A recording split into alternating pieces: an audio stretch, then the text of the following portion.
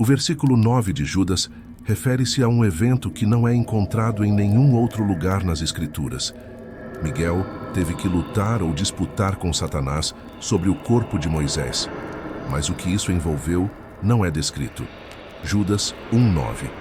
Mas até o arcanjo Miguel, quando estava disputando com o diabo, Satanás, e discutindo sobre o corpo de Moisés, não ousou trazer uma condenação abusiva contra ele, mas simplesmente disse: "O Senhor te repreenda." Este evento ocorre em Judas. Aqui, Judas compartilha conosco um incidente que não é encontrado em nenhum outro lugar na Bíblia. A pergunta natural surge: de onde ele obteve essa informação? Alguns dizem que a informação foi transmitida pela tradição. Isso pode ou não ser verdade. Não temos conhecimento definitivo do motivo pelo qual a disputa surgiu entre Miguel e Satanás sobre o corpo de Moisés. Não é improvável que Satanás quisesse saber o local para que pudesse construir um santuário ali. Então Israel se voltaria para a adoração idólatra dos ossos de Moisés. Como representante angelical do povo de Israel, Miguel se esforçaria para preservar o povo dessa forma de idolatria, mantendo o local de sepultamento em segredo. Daniel 10:21. Mas eu, Gabriel, vou te contar o que está inscrito na Escritura da verdade. Não há ninguém que permaneça firme comigo e se fortaleça contra essas forças espirituais hostis, exceto Miguel, o príncipe de vocês, o guardião de sua nação. A simples menção do nome Moisés evoca diferentes imagens nas mentes de diversas pessoas. A morte de Moisés é envolta em algum mistério na Bíblia. Sabemos que ele morreu aos 120 anos. Ainda assim, seus olhos não estavam fracos, nem sua força se foi. Apesar de sua idade, Moisés ainda estava em seu auge quando foi chamado para casa. Moisés foi impedido de entrar na terra prometida por causa de sua desobediência nas águas de Meribá-Cádiz. Ele liderou os israelitas até a beira de Canaã e lhe foi dada uma visão da terra, mas não lhe foi permitido entrar. No final da vida de Moisés, Deus lhe deu uma visão da terra pela qual deixou o Egito. Moisés subiu ao Monte Nebo, nas planícies de Moabe, até o topo de Pisga. O Monte Pisga tem uma elevação de 4.500 pés. Isso é quase uma milha. Não há muitos homens de 120 anos que podem subir uma montanha quase uma milha de altura e viver para contar a história. No entanto, Moisés conseguiu. Ele fez isso se arrastando com as mãos. Não havia trilha larga o suficiente para Moisés e ele não precisava de uma de qualquer maneira. Se você está se perguntando em que condição ele estava, o feito vai te dizer. Ele sabia que passaria, pois Deus já lhe havia dito. E Deus já havia designado outro homem, Josué, em seu lugar antes de morrer. A pesada responsabilidade de guiar a nação foi retirada de seus ombros pela primeira vez nos últimos 40 anos de sua vida. Moisés poderia dar cada passo na encosta com leveza nos ombros. Ele estava bem ciente de que estava prestes a dar seu último suspiro a qualquer momento. Ao contemplar sua última visão da terra prometida, uma propriedade na qual ele nunca poria os pés, isso era o que ele mais esperava. E foi isso. Deus queria ele em casa. Moisés entregou o Espírito. Moisés morreu conforme a palavra do Senhor. Moisés faleceu sozinho, mas em paz. O relato de sua passagem está contido nos últimos 6 versículos do capítulo 34 do livro de Deuteronômio. A morte é uma forma de colocar as coisas em uma perspectiva adequada, não é? Que maneira de viver. 120 anos e você não precisa de óculos. 1 século e 1/5 e você não precisa de muletas. Moisés nunca ficou sentado em uma cadeira de balanço, esfregando um linimento e bebendo ensur. Oh, como os israelitas sentirão falta do sábio conselho de seu falecido líder. Seu trabalho entre eles mexeu tanto com suas emoções que levou 1 mês inteiro para eles lamentarem sua partida depois que ele os deixou.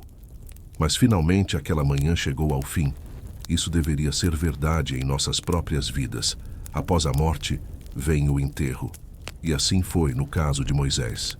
Mas o versículo 6 contém uma das declarações mais notáveis sobre toda a notável carreira de Moisés. Deuteronômio 34:6. E o enterrou no vale, na terra de Moabe, em frente a Bet-peor, e ninguém conhece seu lugar de sepultamento até hoje. Moisés é a única pessoa na Bíblia que Deus pessoalmente enterrou. Você percebeu isso? O Senhor, então, ocultou o túmulo. O que o fez fazer isso? Porque aquela sepultura teria se transformado em um santuário. Eles ainda estariam batendo um caminho até o Nebo hoje, erguendo santuários, vendendo pipoca e amendoins, oferecendo vários passeios e talvez até mesmo operando um bonde lá com uma grande faixa, proclamando o local de sepultamento de Moisés. Então foi escondido. Isso é tão crucial para o Senhor que até mesmo desencadeou um confronto angelical. Mas o ponto importante é este. Mesmo que Miguel seja um arcanjo, aquele que Deus usará para lançar Satanás para fora do céu, ainda assim, ele não ousou falar repreensivamente com aquele que governa no reino dos demônios. Ele deixou toda essa repreensão para Deus. Apocalipse 12, 7 e 9. E houve guerra no céu. Miguel, o arcanjo, e seus anjos lutando contra o dragão. O dragão e seus anjos lutaram, mas não foram fortes o suficiente e não prevaleceram, e não se encontrou mais lugar para eles no céu.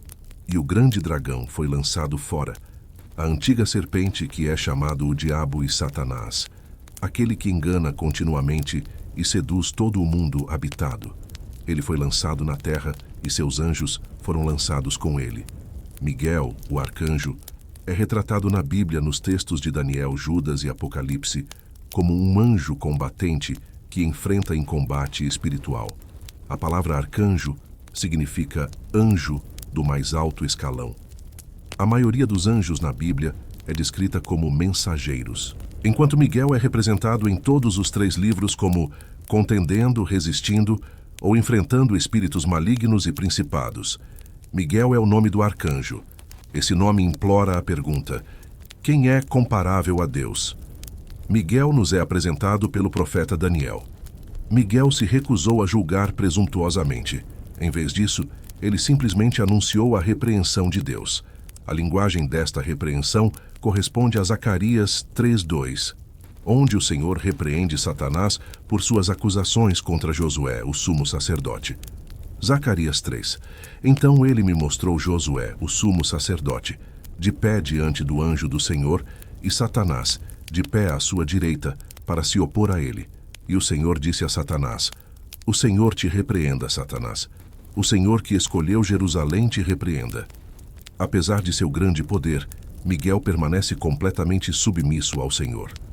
Os anjos justos têm uma classificação e são submissos à autoridade. Considerando a força de Miguel, a submissão do arcanjo a Deus é ainda mais bela. Podemos ver que a submissão nunca é destinada a tirar a força, o propósito ou o valor de um indivíduo. A força do arcanjo Miguel não estava em disputa como a última menção de Miguel.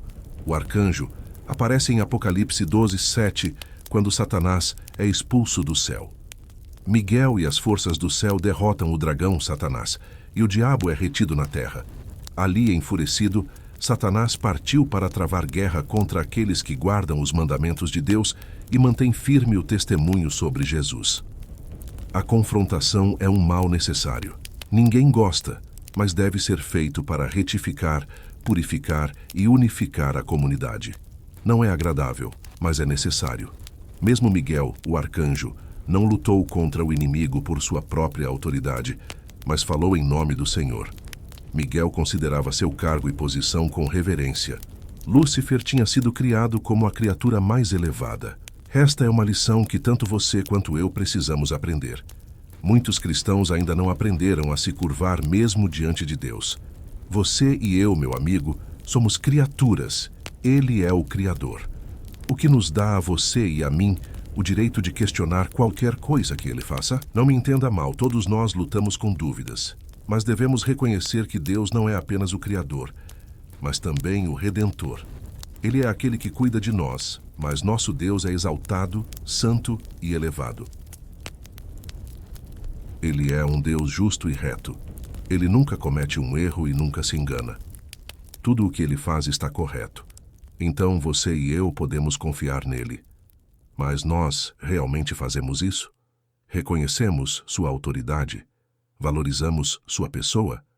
Quando os homens prestarem contas, o Senhor Jesus Cristo dirá: Vocês disseram Senhor, Senhor, mas não fizeram o que eu mandei.